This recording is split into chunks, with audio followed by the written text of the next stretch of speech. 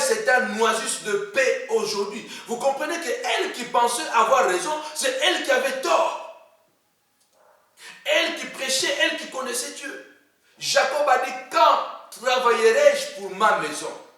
L'apôtre Paul déclare dans 2 Corinthiens 12, 14, ce n'est pas aux enfants de travailler pour leur papa, pour leurs parents, mais c'est aux parents de travailler pour les enfants. Il est temps, bien-aimé, que tu travailles pour l'avenir de tes enfants. Il est temps que tu travailles pour l'avenir de ta femme.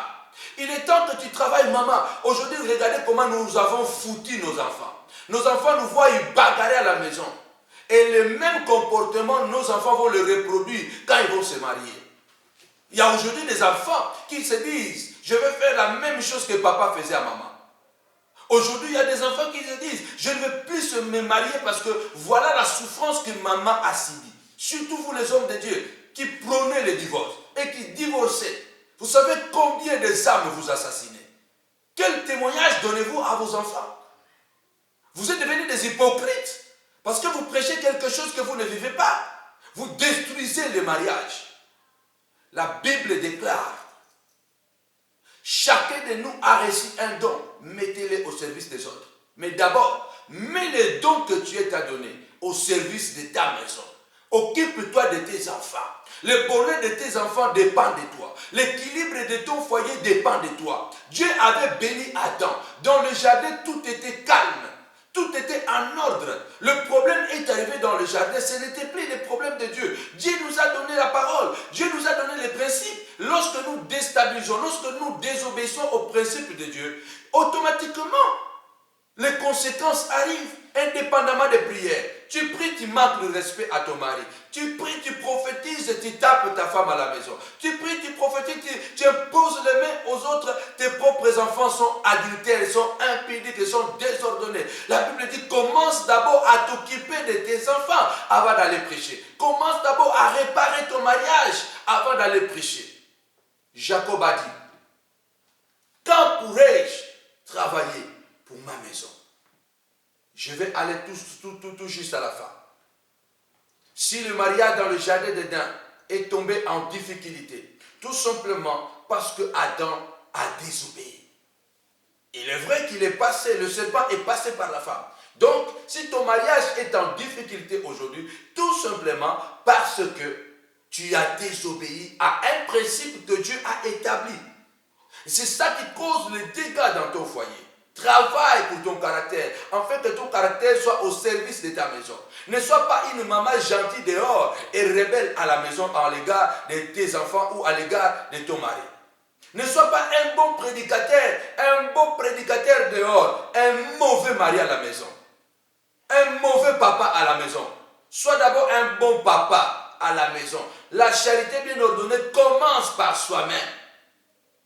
Avant que Dieu puisse nous donner des indications. Et Dieu d'abord, il est là dans sa parole. La Bible dit, il est derrière sa parole pour l'accomplir. Dieu est le premier d'abord à pratiquer sa parole, à vivre dans ce principe. Sois d'abord un bon mari à ta femme avant que tu sois un bon prophète, avant que tu sois un bon pasteur, un bon apôtre. Si toi tu es menteur, tes enfants seront menteurs, tes filles seront menteuses. Travaille pour que ta maison soit équilibrée. Jacob a dit, il a compris, j'ai trop travaillé. Bien-aimé, l'apôtre Paul dit, faites du bien à tout le monde, mais surtout aux bien-aimés dans le Seigneur. Donc, lorsque nous faisons le bien, nous devons faire la part des choses. Tu ne peux pas être trop bon dehors et être mauvais à la maison. D'abord, occupe-toi de ta maison, car ta maison, c'est ton miroir. Aujourd'hui, nous avons oublié que l'image parle plus fort que la parole. L'image que nous donnons est plus forte que la parole. Laisse que mon Dieu puisse vous bénir. Quelle est l'image que vous donnez? Votre première image, si vous êtes marié, c'est votre enfant, c'est vos enfants, c'est votre femme, c'est votre foyer. Aujourd'hui, beaucoup vont à l'église, beaucoup vont prêcher, mais à la maison, ils sont déjà divorcés. Ils sont à l'église, mais à la maison, rien ne va plus. Des hypocrites, des pasteurs hypocrites, des prophètes hypocrites. Arrangez d'abord dans vos maisons avant d'aller arranger les maisons des autres. C'est pourquoi les couples que vous allez bénir vont refléter seulement vos foyers. Et vous qui pensez que ce sont les pasteurs qui vont résoudre vos mariages, ce n'est pas ça. Si vous êtes chrétien, c'est Dieu d'abord que vous devez obéir.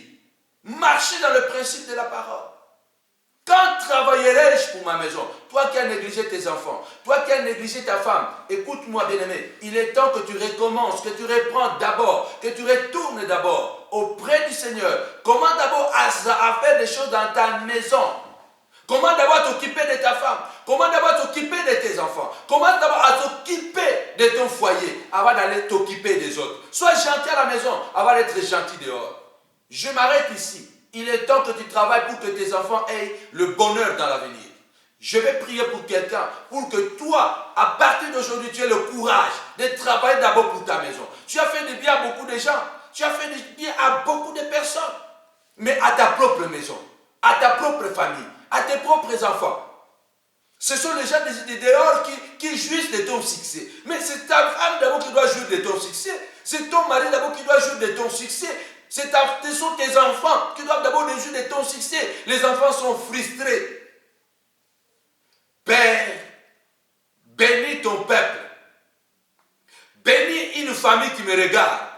De même que tu es en train de restaurer plusieurs familles au travers de ces messages.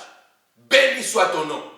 Qu'une maman, une femme qui m'écoute, prenne maintenant la conscience de travailler pour son foyer, de travailler pour sa maison, de travailler pour son mari, de travailler pour le bonheur de ses enfants. Papa, béni soit ton nom. Je bénis un frère, un mari qui me regarde, de prendre conscience comme Jacob a pris conscience qu'il était temps de travailler pour sa maison. Il est temps, Seigneur, qu'il travaille pour ses enfants. À ton nom de gloire. Au nom de Jésus. Je bénis le Seigneur. Soyez tous connectés à la montagne de la prière. Et je crois que les images seront défilées de les téléphones, le programme de l'église, le programme de la montagne de prière où se passe beaucoup de choses. Et soyez connectés. À très bientôt. Au nom de Jésus. Amen.